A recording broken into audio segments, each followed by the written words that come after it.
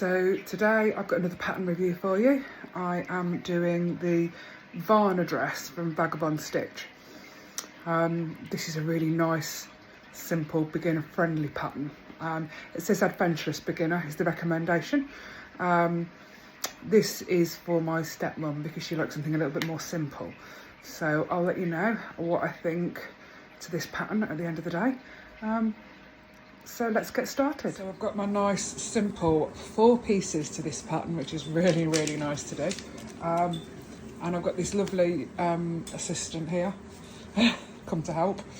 Another one waiting over there. You coming to help in a minute as well, Penny? The fabric that I'm going to cut these from is a really nice linen blend from Pound Fabrics. So yeah, I'm quite impressed. So I'm going to get this cut out for you and then we'll take you down to the sewing room.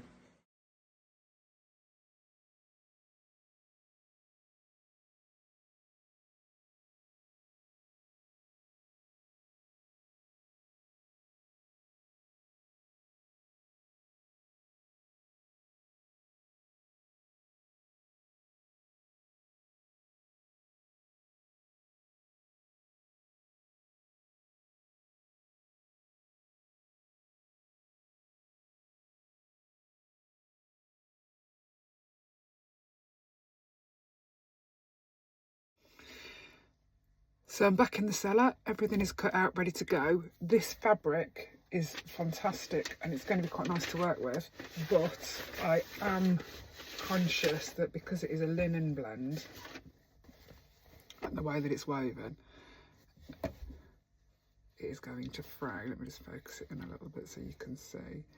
It's going to fray really, really easy. So what I'm going to do now is I'm going to run around the outside of all of my pieces with my overlocker. I'm not going to chop any off. I'm just going to seal it in. This isn't a, you don't have to do this. I personally would recommend it, but if you haven't got an overlocker, use the zigzag stitch on your sewing machine, okay? And then just do it right to the edge. It just helps to stop these frays, okay? So that's going to be my first job.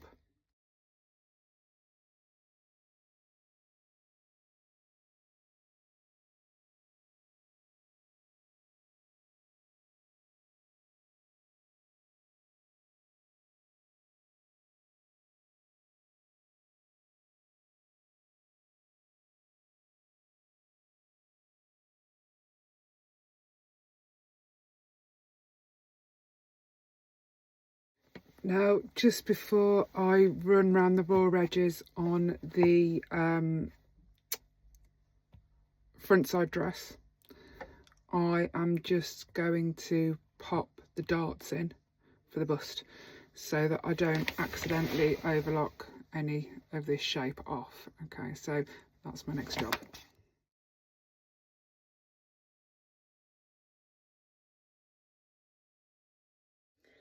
Now I'm going to sew along that line that I made. Wrong machine. Other foot on a loose. Right. I'm just going to start with a little back stitch just to lock it in. And then all the way down. And we're going to finish on the inside point. Down there it comes. And give it a little back stitch.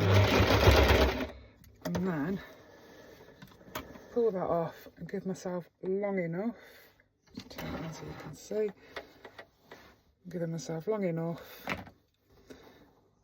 to then tie this dart off well on the inside, okay? And then that way that dart is not going to come undone when you press it. And I can now overlock that into place.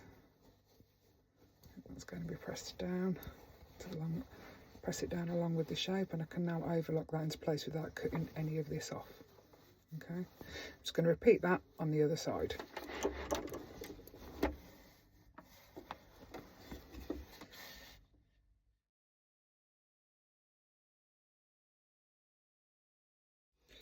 Right, I've chosen not to interface my lining pieces because this is quite a robust fabric and I want this to be lightweight and summery. by all means interface yours. I have just chosen not to for this one. I don't want it bulky, that's not going in on this. My first job now is I am going to sew my interfacings, my lining pieces, my interfacing pieces to the fronts and to the backs. So they're going to go under my machine for that, and I will see you at the machine.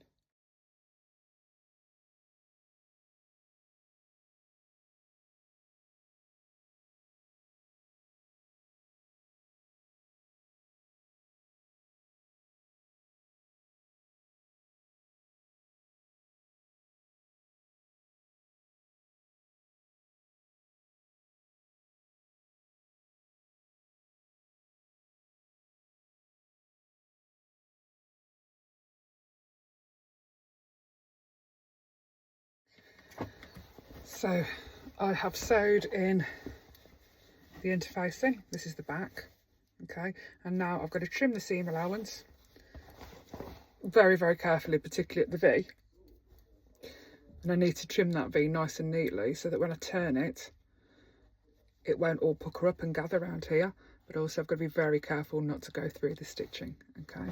And around here on the curved bits and on the arm sikes and on the curved part of the neck, I do lots of little notches so that when I turn it again, it'll be nice.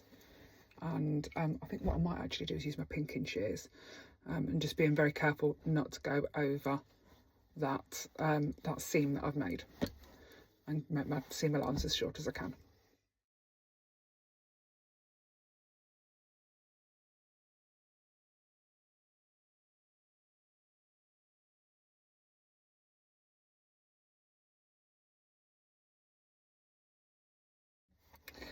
Right, now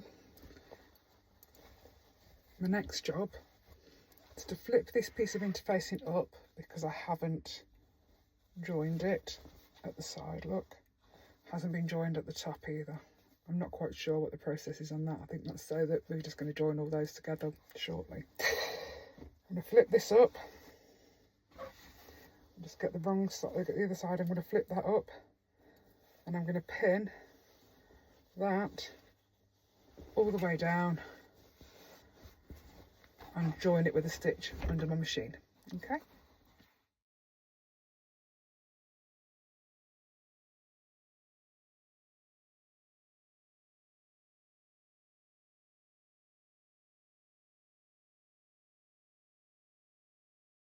Right, so my dress is nearly assembled. I've still got the shoulders to join, which I'm actually going to do before I press it, which I might turn it the right way around first. I'm going to go, actually, no, I'm going to go and press it first, and join the shoulders, and I'm going to try it on for length because my stepmum is a similar height to me, so I can work out just how long I need to hem it, and it's done. That's a very quick sew. I do like a quick sew. So I have pressed, my hair's gone all mad. I've pressed all my seams open. I've pressed just a single small hem in this because I know that my stepmom likes it long. I can always take it up further for her. I mean, I can always let it back down again, but I've just done a small hem in this. I'm going to try it on at that level, and take a photograph of it and see what she thinks, and I can always take some more up if she wants me to. So yeah, I'm gonna finish that, run the hem round, and we're all done.